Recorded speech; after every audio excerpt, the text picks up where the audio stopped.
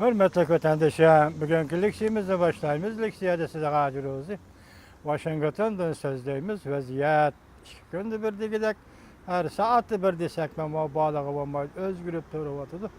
Biz ötkende Çavşan doğrusu, Çavşan'ın yadro kuralları meselesi doğrusu toxtalgan idik. Bugün 2 gün için yani vaziyeti zor özgürüş bop. Fakat Çavşan enlikte adetki raketa emas, belki vodrat bombasını yer astıda partlat. Bunun bilen dünyada vaziyet yani bir ciddi basmış kirdi. Yani tüvende biz bunun karşı Amerika Qo'shma Shtatlarning pozitsiyasi nima? Yana boshqa davlatlar va organlarning ya tashqi ishlar ministrlarining pozitsiyasi nima? Vatandaşlarga bugun leksiyamizda shu masalalarni topshiramiz. Birinchi leksiyamizning mavzusi mundaq. Koreya halokat yuzlanmoqda.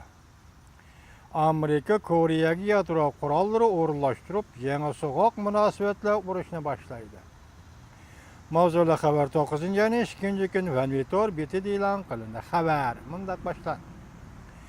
Yaqinda Koreyada intayin zo'r bir xabar tarqaldi. Koreya yuqori qatlam rahbarlari oshkorlab mundaq ko'rsatdi. Shu kuni Amerikada ziyoratda bo'layotgan Koreya davlat mudofaa ministri Sung Yu Amerikaning davlat mudofaa ministri James Mattis bilan ko'rishganda Çavşan yarim orlig'i taktikalik yadro qurollari o'rinlashtirish to'g'risida to'xtaldi. Bu xabar tarqalish bilan munozara qo'zg'adi. Chingwatay mundaq ko'rsatdi. Chingwatay deganligi Çavşan'ın Koreyaning Tiananmen degandek bir gap ekan. Chingwatay mundaq ko'rsatdi.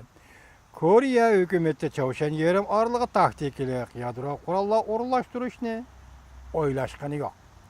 Biyadet Devlet İşler Müdafaa Ministeri Washington'da bu meseleni oturup koydu. O tarafta diplomatiya cihette ayna güzel ki aldı ifade bildirip Koreya özünü aklavadı. Ondaqda Koreya Devlet Müdafaa Ministeri Washington'a ziyaret kelip taktiklik yadro qurollar o'rinlashtirish to'g'risida eg'iz ochmadi mı? Koreya texnikalik yadro qurollarini o'rinlashtirishni o'ylashdimi yo'q? Taktikalik yadro qurollari o'rinlashtirishning kaynida Amerika Qo'shma Shtatlarining zada nima g'arizi bor. Jungoga yana qanday tahdid etib keladi? Xabar yozuvchi yezyapti yuqoridagi jumlalarni.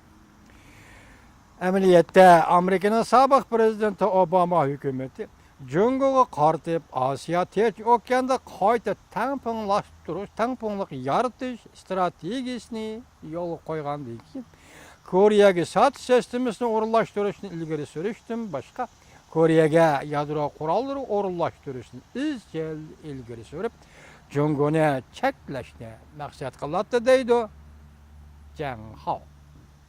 Gazeti Xitoyning.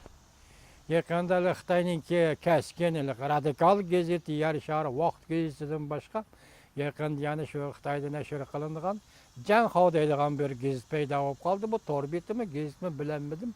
Lekin bu mu Yer shari vaqt gazetidan qilishmaydigan radikal gazet. Yuqorqi gaplarni shu Jang Hao gazeti deb atadi. Çavşan vodut bombasi sinaq qildi. Yangi xabar. Prezident Trump lükçek davlat deb tanqid qildi.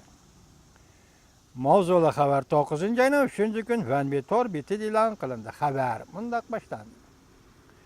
Çavşan birinchi kuni qudrati zo'r bo'lgan vodrat bombasini sinaq qildi. Prezident Trump Twitter'da so'z qoldirib mundaq ko'rsatdi. Çavşan Amerikaga dushmanlik qilishni davomlashtiryapti. Amerikaga tahdid elib kelyapti. Dedi va Çavşan lükçek davlat. Jungoga yüz xatir qilmadi. Jungo yordam bermoqchi edi, lekin hozirgacha unimi ko'rilmadi deb tanqid qildi. Prezident Trump mundaq ko'rsatdi. Men Koreyaga deganimdek Koreya bilishi kerakki, Çavşan bilan suhbat qurish bu yo'l oqmaydi. Ular faqat bir ishni tushunadi. Gerçi Prezident Trump nima ish ekanligini aniq bir nima demasimi, Bundan burun kural işiltish to'g'risida bishorat bergan edi. Amerika Qo'shma Shtatlari Moliya ministri yangi embargo siyosati tuzib, Chavshanning iqtisod yo'lini uzib tashlaymiz dedi. Chavshan 3-kuni vodorod bombasi sinaq qilgandan keyin Amerikaning Moliya ministri Mohin Moliya ministrligi yangi embargo siyosati tuzib chiqib, Chavshanning iqtisod yo'lini uzib tashlaydi deb ko'rsatdi. Mohin haftaning 1-kuni Pokiston xabarlariga mundaq ko'rsatdi. Chavshanda jazolash to'g'risida bir parcha hujjat tayyorlayman. Shundaq jazolashni prezident o'ylaganmi yo'q. Men bu hujjatni prezidentga yo'llayman. Men barliq, ya'ni demak Chavshan bilan savdo qilayotganlarning, ya'ni barliq savdosini va shaxsiylarni biz bilan savdo tijorat qilmaydigan bir holga keltirman. Ya'ni demakchi muhim deydi. Sen Chavshan bilan savdo qilayotgan bo'lsang, sen biz bilan, ya'ni Amerika Qo'shma Shtatlarida savdo qilmasang bo'ladi. Gap yomon kaskiyadan chiqdi-ku, hurmatli vatandoshim. Biz ittifoqdoshlarimiz bilan hamkorlashamiz. Biz Jungo bilan hamkorlashamiz. Lekin kishilar Chavshan bilan iqtisodiy munosabatlarni to'xtatish kerak. Jungomi Chavshan bilan savdo qiladi, lekin bu yerda yana nima deyilyapti? Biz Jungo bilan hamkorlashamiz. Lekin boshqa davlatlar Chavshan bilan bo'lgan savdo munosabatlarini to'xtatish kerak. Bu bek og'ir gap vatandoshim.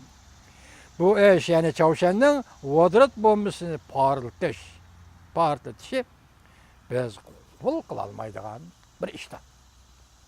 Demak, bu yerda Amerika Qo'shma Shtatlarining savdo ministri Mohin nima deydi? Kimki Chavshan bilan savdo tijorat qiladi ekan, biz uning bilan savdo tijorat munosabatini o'zimiz deydi. Demak, vaziyatga qarata keskin pozitsiya Amerikaning yuqori darajalik amaldorlari tarafidan o'ttirg'i chiqadi.